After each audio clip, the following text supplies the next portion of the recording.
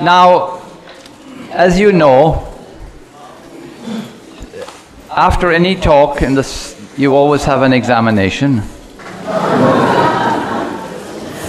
But it's very simple. I want you to name all together who is the first environmentalist in the Bible. Noah. Wow, very good.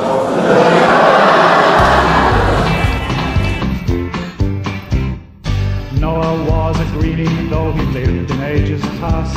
He saved endangered species in his day. He put them in his boat, and he kept them all afloat. And the dove came back and told him when the flood had gone away. Where are you now that we need you, Noah? We've got to build an ark, but we don't know how. Where are you now that we need you, Noah? We've all become endangered species now. Noah saved the animals by building Noah's ark. His mighty craft was 30 cubits high. But the ark we have to find is a vessel of the mind, 'cause it's got to save the earth itself, the waters and the sky. You can all sing together. Now when we need you, Noah, we've got to build an ark, but we don't know how. Where are you now when we need you, Noah? We've all become endangered species now. God was pleased with Noah, and he made a solemn vow that the powers of evil would not have their way. And the rainbow in the sky means creation will not die, and the promise of the rainbow stands for all of us today. Where are you now when we need you, Noah? We've got to build an ark, but we don't know how. Where are you now when we need you, Noah? We've all become endangered species now. Noah lived 900 years, but then of course he died, 'cause even greenies have to bite the dust. But his spirit isn't dead, it's alive and well instead, so the building of the ark today is really up to us. Where are you now when we need you, Noah? We've got to build an ark, but we don't know how. Where are you now when we need you, Noah? We've all become endangered species now. Once again. Where are you now when we need you, Noah? We've got to build an ark, but we don't know how. Where are you now when we need you, Noah? We've all become endangered species. No one but us to pick up the pieces. All become endangered species now.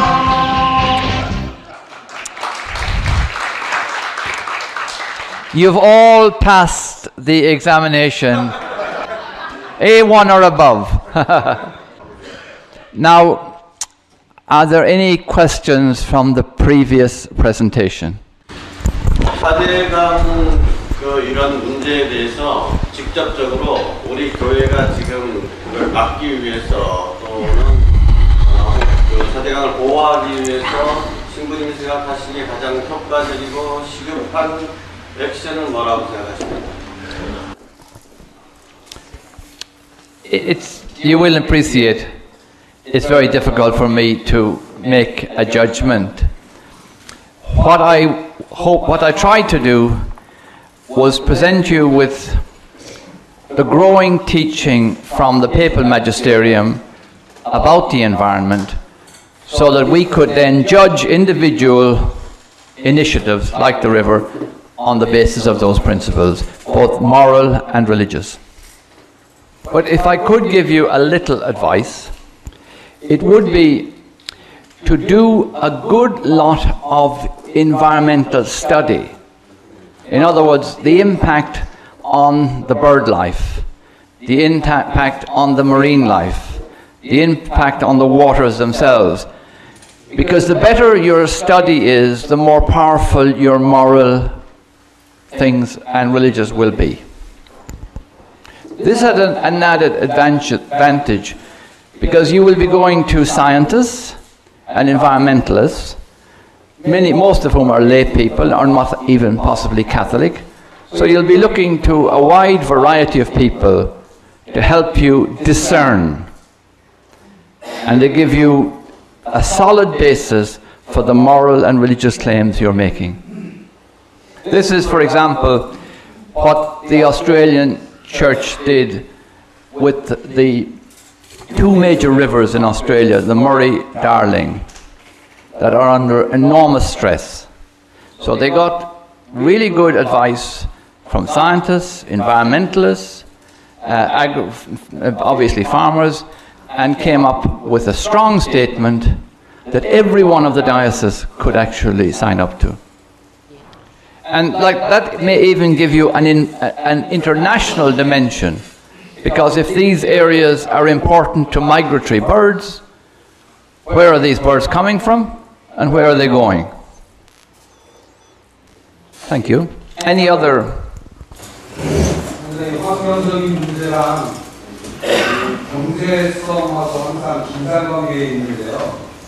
사람들이 환경을 존중해야 된다는 것을 알면서도 당장 먹을거리 걱정에 당장 일거리 창출 문제 때문에 이 환경 문제를 이제 2차적인 것으로 생각하는 경향이 많은 것 같습니다. 그래서 지금 환경 파괴에 있어서 선진국 같은 경우는 많이 깨어 있는데 반해 개발도상국은 상대적으로 그렇게 할 여력이 없다고 스스로 생각하는 것 같습니다. 그래서 현재 이런 긴장관계에 있어서 경제적인 것을 상승하면서도 환경적인 것을 위해서 살릴 수 있는 그런 어떤 사례 같은 것들이 있으면 소개해 주실 수 있습니다. A very good question. This has been part of international reflection for 30 years. In the early 1980s, a group of people at the United Nations set up a committee under the leadership of the Prime Minister of Norway. Her name was Gro Brundtland. Now, their remit was to look at economic development within the context of ecological sustainability. They produced, in English it's called Our Common Future.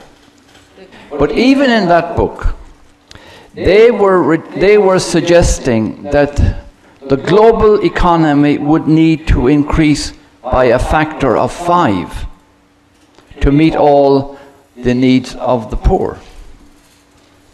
The world doesn't have the resources to do that, nor has it the ability to absorb the pollution that would be created in doing that. That is why the Pope, in both the Caritas in Veritate and in the January, is asking for a new model of development. For example, here in Asia, you know, say in the 1970s, China was not considered very developed, and then it decided to go down the traditional route of development, which is by using a lot of fossil fuel and resources. But the biggest question, is it sustainable for even China? And people ask serious questions about whether water will be available, particularly in the interior, between the two rivers, the Yellow River and the Yangtze, 20 or 30 years from now. They seem to be in the same thinking as the Korean government, that you can engineer solutions to ecological issues. The reality, as we see from the Aral Sea, you can't do it. So, I think this is an opportunity where the Catholic Church, with strong teaching on the environment, on social justice, and on the poor, could actually give world leadership. Any of the ladies? I always get more questions outside here from women than from men, partly because in most environmental organizations that I know of, in the Philippines, United States and Europe, there's always maybe 3 times the number of women to the number of men. That's in Greenpeace, where I was chair of Greenpeace for many years, and a lot of your volunteers are women. In many ways, the founder of the modern environmental movement was a woman, Rachel Carson. Any other? Yes, Father?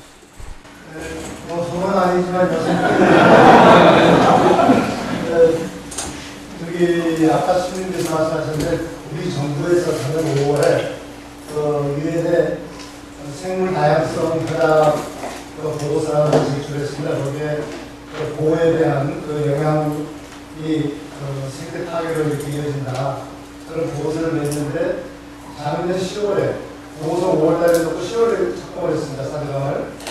그러면 이분들이 수행하는 사람들이 다 알고 있다는 그 피해를 알고 있으면서 이렇게 강행한다는 그 뉴스를 들으면서 지금까지는 좀 희망을 가졌는데 우리가 이렇게 하면은 이 사람들이 마음을 돌리지 않을까 희망을 가졌는데 그렇게 힘 있는 권력층에서 그걸 알면서 이렇게 밀어붙일 때는 정말 절망이다 하는 그런 느낌을 많이 받았습니다. 그런데 시민들은 제3자의 입장에서 볼 때 우리 국민들이 지금 이렇게 막 할 때 이렇게 저항이라고 할까요? 반대로 이런 운동을 하고 있는데 바뀔 수 있는 그런 가능성이 있다고 보시니까 참 문의할 질문 같습니다만은 3대 입장에서 볼 때 이런 상황에서 바뀔 수 있을 건가? 한번 어떻게 생각하시는지. I can't answer that question.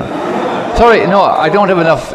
I'd like to be able to answer it. I just don't have enough data to answer.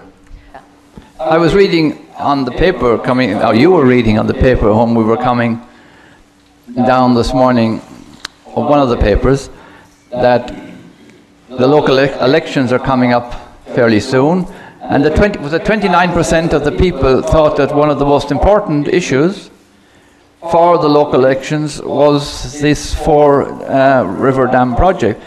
Well, that's a huge base to start from if 1/3 of the people think this is the number one issue. 우리나라 정치는 거의 완전히 민주적이라고도 볼 수 없지만 그러나 많은 면에서 민주화가 진척됐다고도 볼 수 있는데 이와 같은 정도의 민주화를 가진 나라에서 다른 나라, 남미든지 그러니까 예를 들어 우리 보호 문제라든지 또는 다른 방산 그런 문제라든지 이것이 정책이 이런 정책을 국민들의 피부로 파워에 의해 가지고 변화된 이런 사례는 있는지. Well, in the Philippines, in the early 1980s, they built a power plant, nuclear power plant, in a place called Bataan. It's one of the most geologically active areas in the world. It cost 2.2 billion to build. A group of environmental organizations, and I was part of that, we brought a case to the Supreme Court of the Philippines, and the power plant was never operated. So yeah, I mean, there are even the difficulties around the climate change negotiations. Gradually politicians are beginning to see if we don't do something, you're talking about potential catastrophes.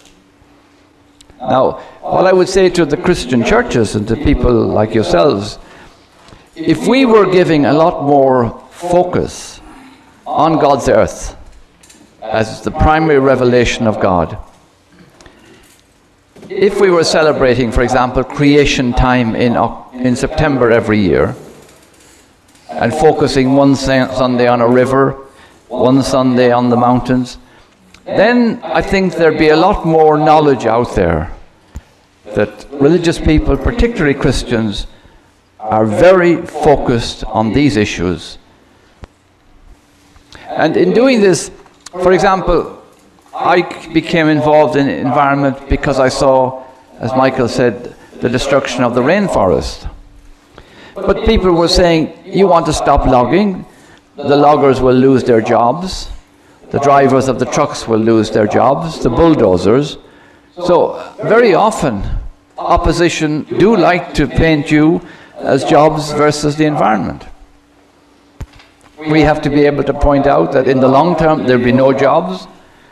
Soil erosion will follow deforestation, not just destruction of the forest, but of the rivers and the lakes and the marine ecosystem. So we need to know the background to be able to engage in these difficult discussions. But most of all, as Catholic, we need to develop a strong teaching on these areas. We need to celebrate them in liturgies. So we give support to ourselves. We energize ourselves. Yeah? Yes, sister.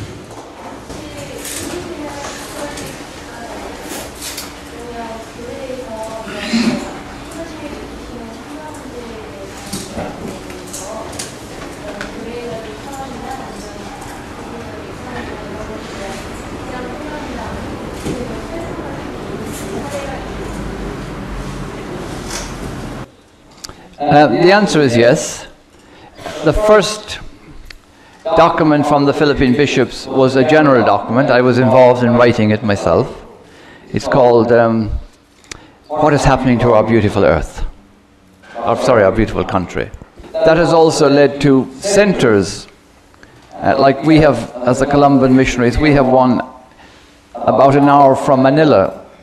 It's an area where we call Center for Ecological Learning. For example, the food is grown organically, the energy is produced in the area, resources are minimized use of resources, but they're also recycled. And the center is used to educate students from Manila about the issues of sustainability within a religious and moral context. And we find what we call this new cosmology of us, humans related to all of creation, quite helpful. Another important initiative has been in the area of rice production. There's an institute called Masipag, which brings together scientists who improve the strains of rice. It brings together farmers to grow organically the kind of rice that's being produced, and then also retailers who sell the rice. Now the rice is a little bit more expensive than the ordinary rice, but first of all it's more nutritious, and it's also building up capacity among the farmers to improve their farms and their outcome or their incomes on farms. And in one of their recent documents, the Philippine bishops have committed themselves to what is called the Time of Creation, which will be every September, the 5 weeks before the feast of St. Francis. But a lot more needs to be done everywhere. So I have about 20 minutes. I'm going to finish with a meditation by a man who was very well known for his commitment to social justice in the last century. He is the Brazilian Archbishop Helder Camara. He's not usually associated with concern for the environment, but I'll just go through this and